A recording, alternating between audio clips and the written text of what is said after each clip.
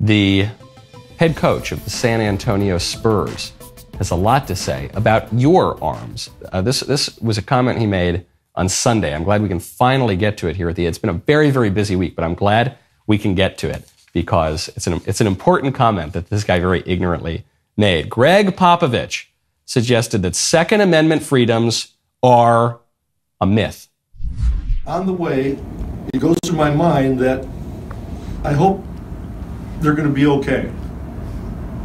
And most of you in this room, when we were in school, we worried if Nancy would dance with us on Friday after the football game or something. That was our anxiety. But they're going to cloak all this stuff, the myth of the Second Amendment, the freedom. It's a myth, it's a joke.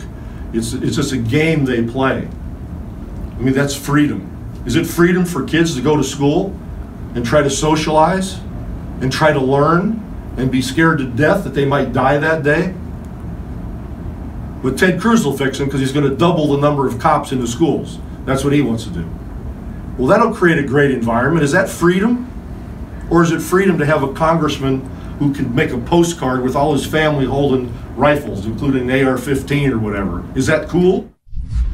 So this coach is just obviously a complete NPC. This guy hasn't given 2 seconds thought to the Second Amendment, to firearms, to the natural right to self-protection.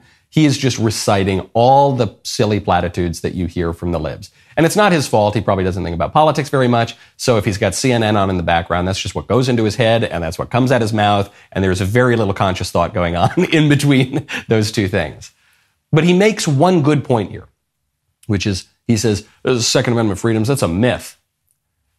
It is a myth. That's true. It happens to be a true myth. It happens to be a myth that tells a story that speaks to a real truth, which is your right to self-protection. But we tell it in the form of stories, and it's embedded within our history, and we see it in our legal documents. And unfortunately, what the liberals have done in our modern era is they have demystified the world. We're so damn disenchanted.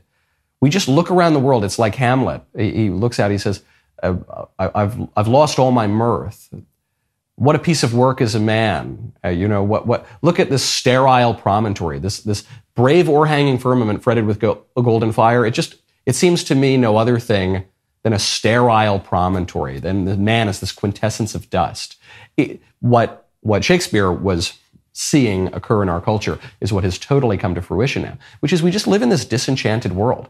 We need more myth in the world. We need more narrative. We need to recognize that we're not just bags of chemicals, but we are characters in a story. And just because something is a myth doesn't mean it isn't true. There's a lot of chatter in Washington, D.C. right now about whether or not some of the older members of the Senate are going to move along. Senator Dianne Feinstein, one of the Democrats who is of a certain age, she has not been in Washington in a while. She's been recuperating from an illness. There's question about whether she'll ever get back to the Senate because she is rather aged. And then Mitch McConnell as well. Mitch McConnell suffered some kind of an incident that has kept him out of Washington. There's been some talk about Republicans preparing for Mitch McConnell's replacement, and the McConnell office wants to tamp that down.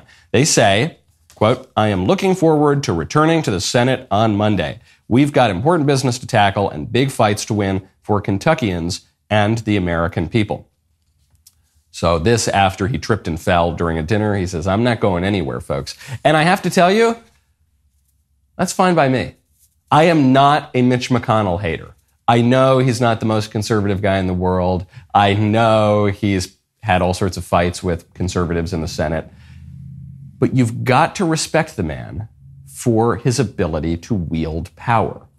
And sometimes we wish that he would wield power for more of the causes that we care about. But this guy understands the levers of power in the Senate like nobody else. And I think conservatives all have to be very grateful to McConnell because he held up Scalia's seat in the Supreme Court and gave us a conservative judge after Trump was elected and got Roe v. Wade overturned. So I'm not a big McConnell hater. I respect the ability that he has to wield that kind of power. And he shows a fact of especially the Washington, D.C. politicians, which is they will cling to power until their dying breath. Joe Biden is not going anywhere. Joe Biden is not even a boomer. Joe Biden is from the generation before the boomers, which is incredible to think that we went from Bill Clinton, first boomer president, to George W. Bush, first boomer president, to Barack Obama. Is he boomer or is he Gen X? I think he's a boomer. See, well, he's younger than the two other guys. And then we went to Trump, boomer president. And then we went to Biden, who is older than all of the previous ones. This generation of politicians does not want to give up power. The only thing that is going to take them away from power is old Father Time and the Grim Reaper coming and pulling them out of office, which means that we are on the cusp of a sea change, but it's not happening gradually. It's not just the older generation preparing the way and opening the doors for the younger people. This is going to happen rather suddenly. So one of the younger guys who is trying to grab hold of some of that power is, of course, Ron DeSantis. And in service of the presidential campaign that he hasn't declared yet, Governor DeSantis has just signed the Heartbeat Protection Act into law late Thursday night, prohibits abortions in the state once an unborn child has a detectable heartbeat. The squishes are furious about this. The libs are mocking DeSantis. They're saying he's adopting unpopular positions that'll harm him in the general election if he becomes the nominee. One, good on Governor DeSantis for signing this bill. Good. We need to take every victory we possibly can for the cause of life. The right to life is not just one right among many. It is the fundamental right from which all the other rights derive. And we kill some 800,000 babies a year in this country. It is worse than any genocide that we've ever seen, other than China, I guess, kills more babies through abortion. It would make the Aztecs blush. It would make those ancient Middle Eastern tribes who sacrificed their children to Moloch, it would make them blush, the number of babies that we're killing. So in itself, this is the right thing for DeSantis to do. But I think it's also a good political move, not just for the primary, but for the general election. This is where the squishes totally lose me, because they read a bunch of stupid public opinion polls and they realize that opinion is split on abortion, and they fear that anyone having any courage of their convictions is going to harm them in the general election. I don't think that's true. People are persuadable by logic. People are persuadable by conviction. It's actually the squishes who aren't very persuasive because they don't make any compelling argument for anything. But on this issue, don't forget the two issues where conservatives have won over the last 50 years. It's guns and abortion. Coincidentally, those are the only issues where conservatives have spoken with clarity. So good on DeSantis. Good on DeSantis for doing the right thing, but also good on DeSantis for doing the thing that will help his campaign in the primary, and it might even help his campaign should he make it to the general election. Producer Colton has brought me my iPad, so I get to chat with you in the Membroom segmentum, which begins now. Head on over to dailywire.com/Knowles. I will need your help to ascertain which of the headlines are fake, which of them are real. dailywire.com/Knowles. Use code Knowles. You'll get 2 months free on all annual plans.